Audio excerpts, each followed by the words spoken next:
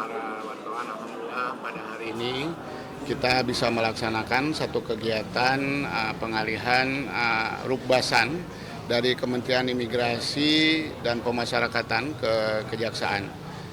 Kegiatan pada hari ini adalah merupakan tindak lanjut dari pertemuan Menteri Imigrasi dan Pemasyarakatan dengan Bapak Jaksa Agung ya beberapa waktu yang lalu, dan beliau menugaskan kami Sekjen dan Pak Jaksa Agung Muda Pembinaan ya untuk melakukan koordinasi kolaborasi sehingga alhamdulillah pada hari ini kita bisa menyerahkan rukbasan sebagai pilot project untuk tahap pertama. Ya, tahap pertama karena ada beberapa rukbasan di seluruh Indonesia sehingga kita lakukan secara bertahap supaya kita tahu apa yang menjadi kelemahan-kelemahan dalam proses pengalihan ini. Nah, setelah nanti kita bisa mengalihkan yang untuk daerah Jakarta ini, baru kemudian kita bertahap ke tahap berikutnya untuk seluruh Indonesia. Seperti itu.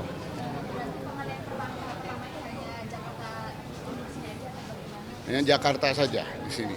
Iya, wilayah Jakarta. Kedepannya ada berapa rukbasan lagi yang akan dialihkan? Ada berapa rukbasan? 64. Ada 64 rukbasan. Di seluruh Indonesia? Seluruh Indonesia, seperti itu. Jadi di bawah Kejaksaan atau di bawah BPK? Untuk pengelolaan barang bukti di bawah Badan Pengumpulan Aset. Iya. Itu dikelola BPA? Iya, oleh BPA. Pak Amir? Iya. Nanti di sini nanti hanya untuk barang bukti dari Kejaksaan aja atau ada dari KPK mungkin? Keseluruhan, karena rukbasan ini kan keseluruhan. Jadi dari tingkat penyidikan, mungkin dari kepolisian atau instansi lain juga KPK bisa menitipkan di kami. Ada mobil yang punya tersangkanya KPK? Ya, memang rukbasan ini untuk barang sitaan dan barang rampasan negara, jadi boleh. Untuk yang di Cipinang hari ini, untuk kapasitasnya boleh mungkin dirinci lagi Pak, kapasitasnya apakah hanya barang kendaraan bermotor atau emas, dokumen, dan luxury goods lainnya juga? Yang tahu Itu siapa Pak ini? Pak Isinya, Ketua. Pak Andi. Gimana Pak? Isinya apa? Isinya. Kapasitas rukbasan yang diserah terimakan hari ini itu berupa barang rampasan saja, kayak pegawai SDM sama mobil, motor, itu aja. kapasitasnya Pak? Kalau Jumlah barang. jumlah barang semuanya ada kurang lebih ada 90 item. Dan bisa menampung berapa Pak? Ini kurang lebih ada 40 mobil lah kalau di sini. Kurang lebih. Sama gudang terbuka.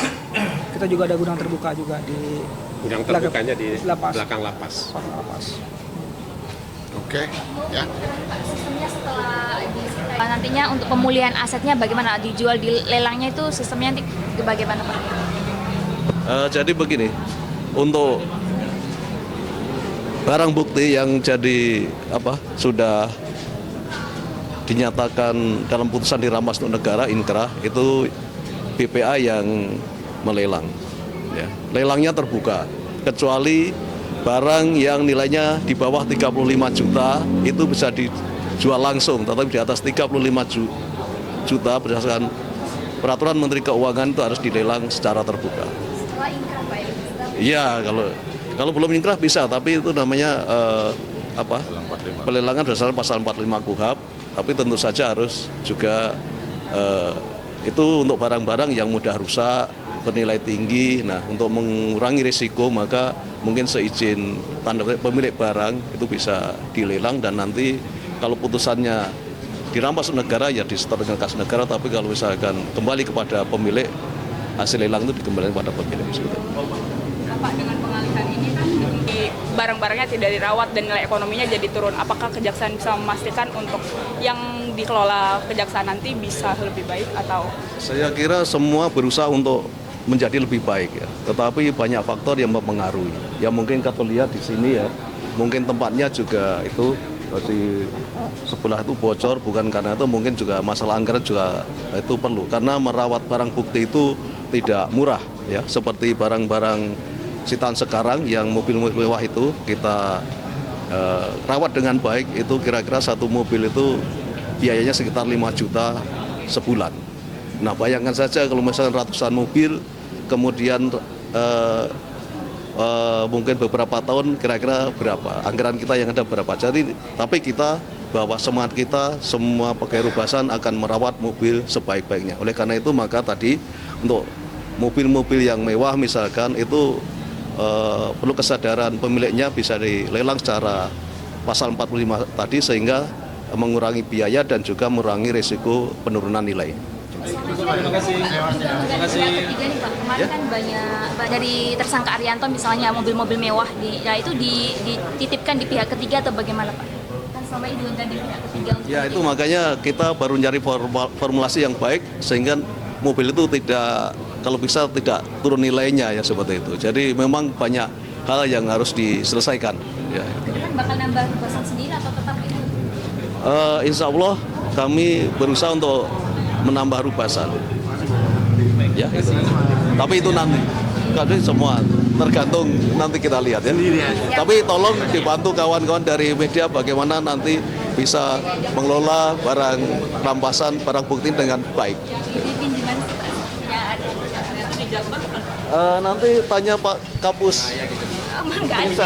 Ini Pak Kapus nih. Nah, ini yang sekarang sudah bikin file.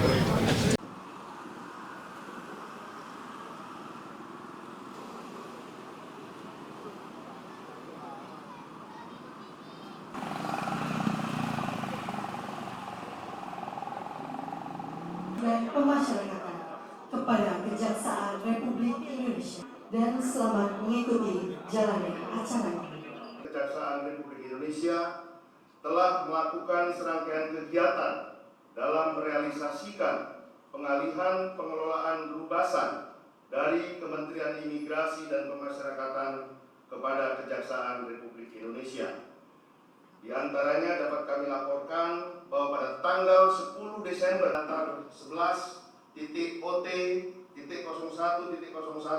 tahun 2025. Selanjutnya pada tanggal Kementerian Imigrasi dan Pemasyarakatan dengan Kejaksaan Republik Indonesia. Acara serah terima dilakukan secara bersama-sama.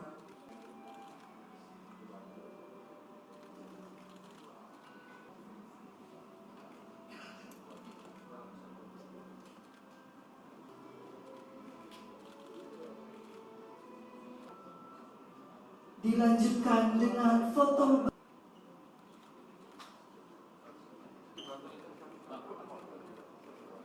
Baik, terima kasih. Kami mohon untuk tetap akan didampingi oleh Sekretaris Jenderal.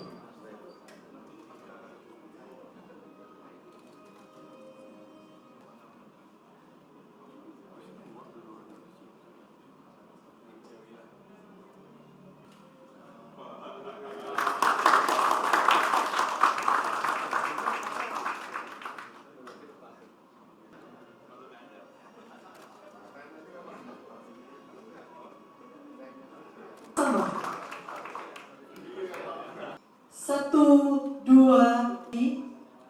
1, 2, 3. Dengan hormat kami turut mengundang para pimpinan tinggi Pandu dalam hitungan 1, 2, 3. Sekali lagi, dadah. Dalam hitungan 1, 2, 3. Terima kasih. Dr. Sunarta Jaksa Agung Muda Bidang Intelijen yang diwakili yang dilakukan untuk menciptakan tata kelola yang efektif dan efisien dalam pengelolaan manajemen Rubasan.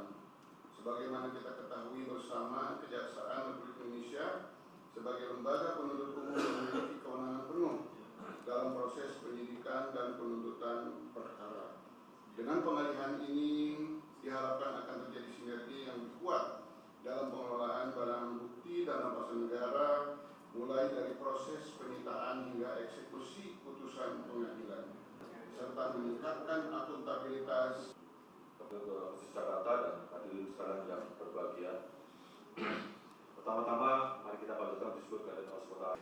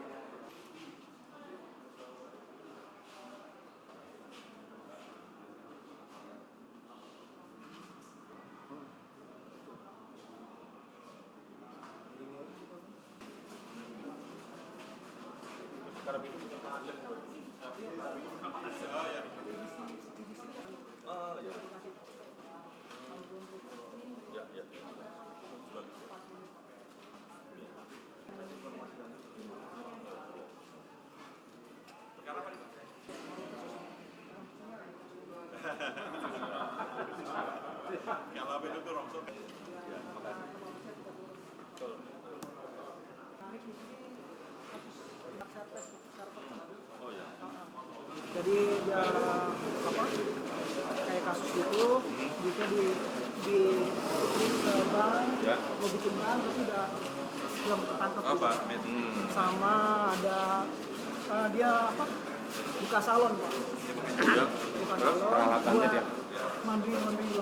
Oh iya, nyucinya ya. Nah ini termasuknya ya. Ada 13 unit yang ladies cash. Jadi Nanti nextnya untuk barang bukti yang ngelola beliau itu kepala Badan Perlindungan Aset itu. Iya, Siap Pak Amiryanto yang ngelola nanti. iya siapa? Iya siapa? Siapa? Siap. Iya siapa?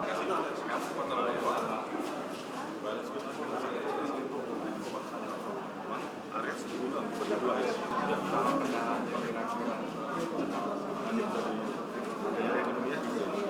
Sampai nanti ditangani lagi lah. Kita tanggung jawab. Jangan seminggu 2 kali pak.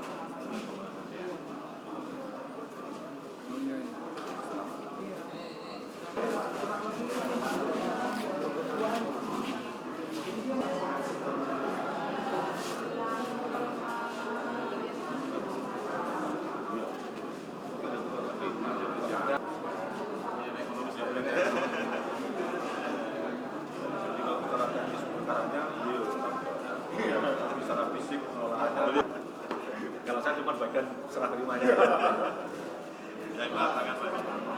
Untuk serah terima ke saya. Masih di beliau ya.